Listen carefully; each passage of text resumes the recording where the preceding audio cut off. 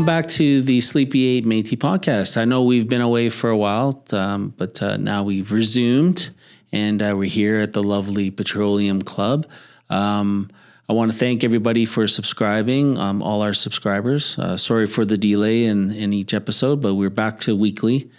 So we're very excited to, I guess, move the needle forward and keep going in this beautiful Métis podcast that we have. We want to get more guests. We want to do more Métis, I guess, cultural knowledge, which is certainly by myself. But those solo episodes are what you want to look for when it comes to sort of education Métis stuff. But that's my education and what I was brought up with. I know it varies in different areas, but definitely something to look forward to. I have a company called Babish Consulting Group, which is a name derived from Babish, growing up with that, and that's the proper words that you use. And Babish is that rawhide we used to tie our sleds with, our snowshoes. That had a use for it, and it also was a snare wire for us, and also for trapping animals. So. Sorry if you're an animal conservationist, but that was during the fur trade. But Babish is something that we use predominantly in our community, and a word that I came up with. But I think first of all, I want to welcome our next guest. It's Deb Degenstein, and I know that she'll tell us all about herself and the company she's with. And we're very excited to talk to Deb. So, yeah, do you want to introduce yourself? Maybe something about where you grew up or... Hey, thank you, Lawrence. A pleasure to be asked by you to be here today. I grew up in Winnipeg, I was born, and then Port of the Prairie. Moved to Calgary with my family, being little, and have been pretty well a Western person for a long time. I've been in the oil patch for over 35 years, and my first company I had was Pinnacle Consulting. I started that with my past husband in 1986, and then formed Denali Circle on the advice of an elder I met at Grey Eagle. And so Denali will be going on 3 years old. And then I've started with a global indigenous group of companies as their business development manager. And that would be just since before Christmas. And we met through the mixers, the Métis mixers, right? Yes. And I remember when I met you, I had gone to the Forward Summit, the first one. Mm-hmm. And then I started digging into more meetings or actually it was contracts. And I was doing due diligence with how the First Nations were worded in our legal documents. Then I wanted to know how the Métis then were worded. So I found you on, I believe it was probably Lincoln, and you were speaking or an article or something you did. So I connected with you, and you said, why don't you come to this meeting? And so that was out in southeast Calgary at the hotel. Mm-hmm. And all I had was your picture to know who I was meeting. But, and that's when it was a great event. And, with lots of different people and who were there that's when they were selling their products and wares. And I really honestly first thought I was at the wrong meeting, but I met so many wonderful people and I ate dinner with them and I was waiting to recognize you and, if I was at the right place. Yeah. And then you came in and that was it. And that's where I went up and introduced myself and I never looked back. I came to all your mixers and that was even where we were finding out our roots and our status. Yeah. So that was about, 8 years ago, or do you think about then when you were at that hotel? Oh, yeah. I guess started in 2014, but I know they've had mixers, and I've added them up. And yesterday we had our mixer here at the club for the first time. It's great. And so I think I'm at 64 mixers. Okay. So that's a lot when you see it and how many contacts of Métis business people that you've gone through in all 64. But then Marlene and Ephraim been doing it for years too prior. Because I was there when she was there. That's right. So they've certainly held a ton. And they're beneficial. Like there's nothing wrong with those mixers at all. And so you know what? I've enjoyed every mixer, and I have learned and met wonderful people at every mixer I've been at.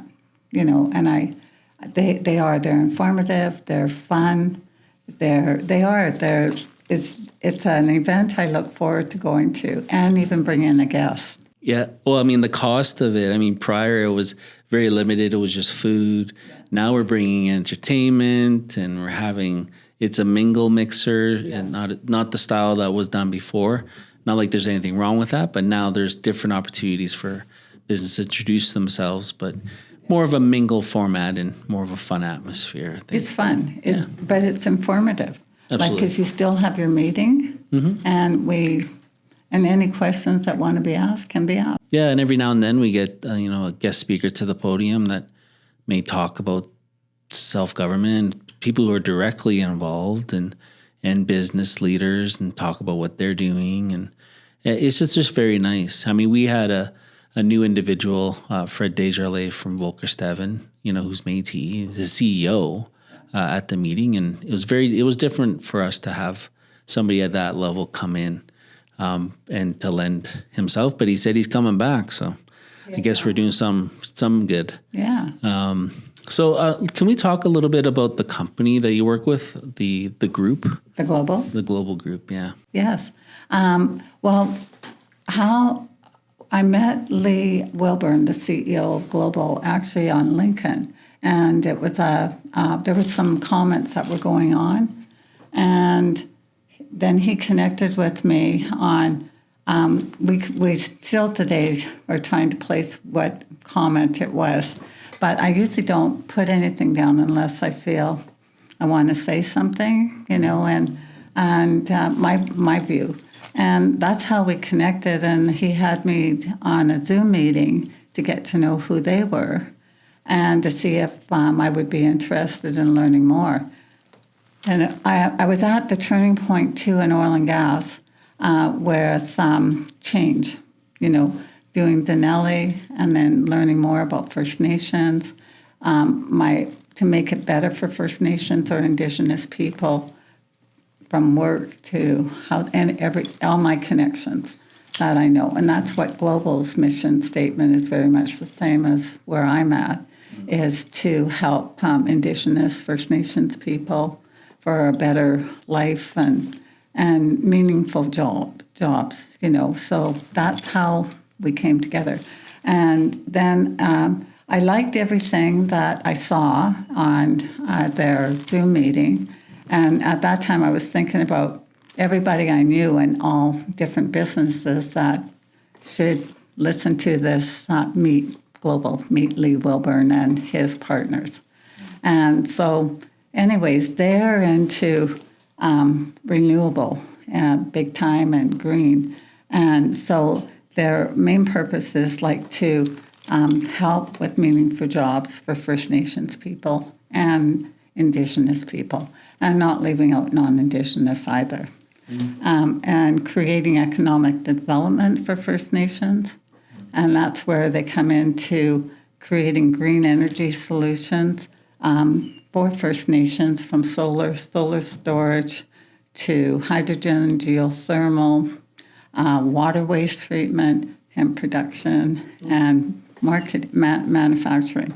They're both out of Canada and the U.S., so all these things I just thought, this is great.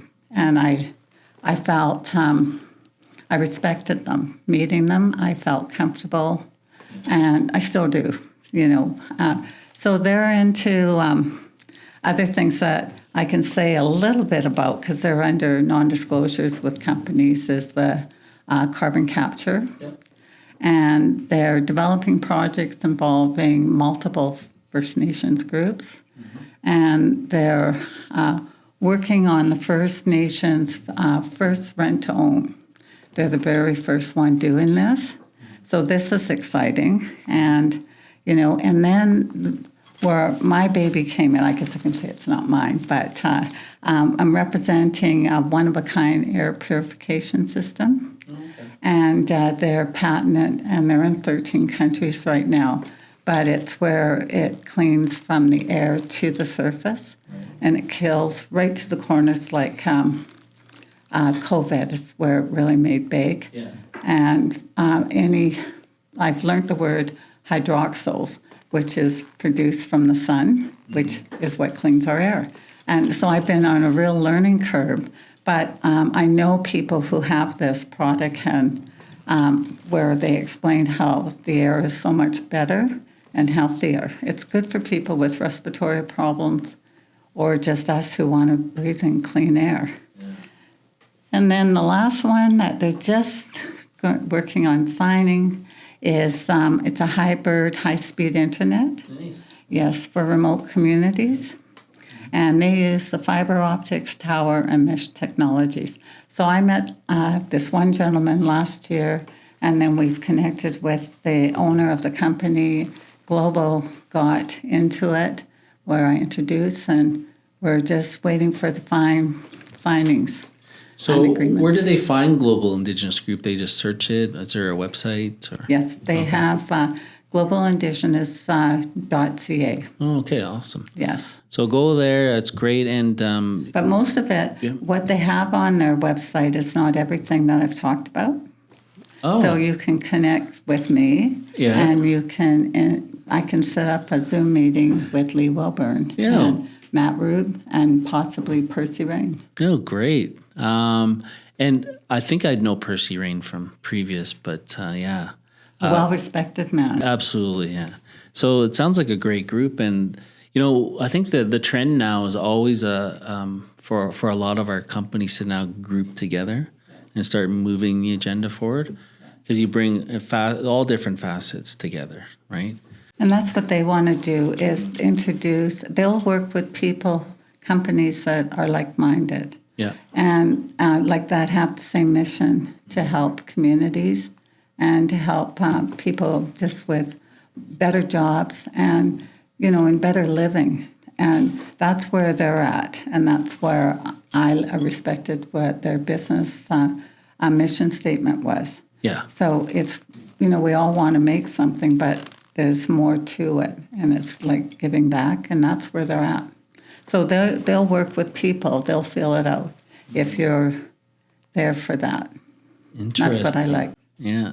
Well, air purification, we know through COVID, that's the main focus. And I think they have a system here, even at the club, about air purification, right, that they spend money on. Yeah. But it's a growing trend, yeah. But in the high-speed internet, which is great because that'll give people access to even our YouTube. And, just make sure you subscribe, Sleepy 8. But no, it's very exciting times, and that's awesome that you're a part of that. I am. And you, definitely. It's everything they've got going on. You could focus on, let's say, one item that you're passionate about and that you can go with. Or me, I just get into it all, and then I, work at what's best for me. Yeah. But I know people who I'll introduce Global to them that I can see them growing. It's up to them. Like, you still have to work. Yeah. But, here's an opportunity. Yeah, that's great. And you have plenty of years as a landman. We never even talked about that. Well, I have, let's see. I started, but I have, let's say this. Pinnacle I had for 33 years. Right. And Denali's now just about 3 years old. Right. And I started prior to that when I think I was in my 20s when I became a land consultant. Mm-hmm. And so, I just never looked back. And with Pinnacle, I helped a lot. I never liked to be called then I wasn't like a recruiter, but I guess I was. I was more working in career openings. Yeah. So I opened a lot of doors. And from out of school to running, at one time, 3 acquisition divestment teams for companies buying and selling. I loved it. But I loved everything I did, and all the hundreds of people and oil companies that I was involved in. And then when I formed Denali, I was thinking about changing my name. I think not knocking after my husband passed away. He's been gone 16 years. So he was the catalyst of getting me to form Pinnacle. And I said, I'll only do it if I have help. And he was like, okay, but he was there. He was great, and in the background, and he's very organized. And I am, and I'm not, so I need that. And so it was super great. Met wonderful oil companies and people for over 30 years. Then when I was invited, I had to qualify for this event at Grey Eagle. And it was for companies who have hired indigenous people. Mm-hmm. And there was only 50 companies there. And I remember in the break, this elder, I didn't know he was an elder, but I found out, was that if you changed your name, you may do better. And I went, well, I've been thinking about it. It's not going to happen overnight. Yeah. But it took me 6 months to decide for coming up with Denali.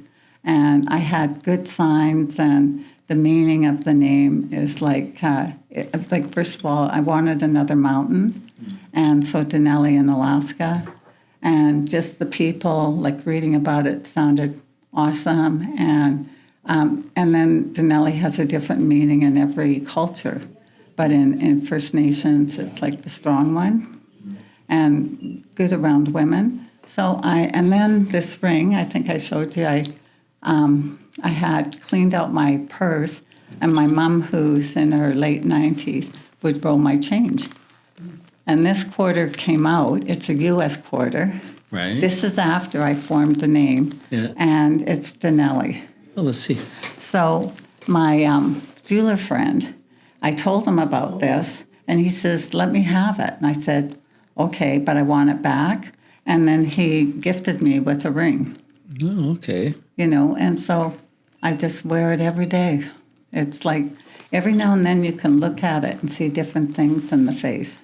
Well, maybe we can get a photo of this and maybe we insert it. It's very detailed, but it's very nice. Yeah, thank you. I know Devin can do that. He's the master. Okay. Yeah. All right. Great. But no, I want to thank you for coming today. And it's a beautiful day, and spring is here about time. It took a little bit long to get here. No kidding. After last night? Oh, yeah, that's right. It did snow a bit. Anyways, but no, I want to thank everybody for viewing. Make sure you hit the subscribe button, and we look forward to more conversation here in the future. And I thank you. Thank you.